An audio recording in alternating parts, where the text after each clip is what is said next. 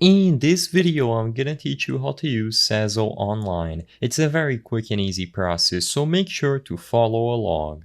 The best and proper way to manage your Sezzle account and use Sezzle to make payments buy now, pay later is through the latest version of their mobile app. So all that you have to do, like I said, is to download the latest version of the Sezzle mobile app from the Play Store or the App Store. After you arrive at the app, in order for you to set up an account, you will have to sign up to use their services and provide some contact information.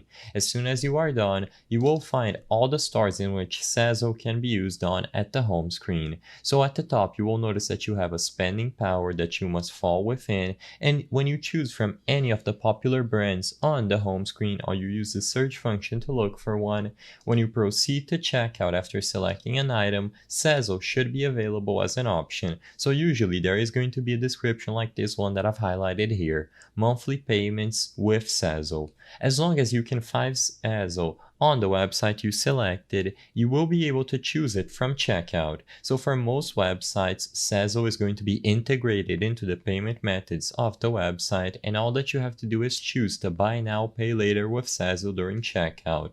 Make sure that you are redirected to that brand or that site with the Sezzle app and you will be good to go. You will then get the option to choose between the payment options. Usually you are going to split your payments into 4 payments and tap continue to finish making this order. Alternatively, you can also go back to the app and find your virtual card. This allows you to create a virtual card to be used in store if you attach the card to a digital wallet, or for you to use this card anywhere that Sezzle is not integrated during checkout. As long as you are able to find Sezzle during checkout or you use the Sezzle virtual card, you are going to be able to use Sezzle Online.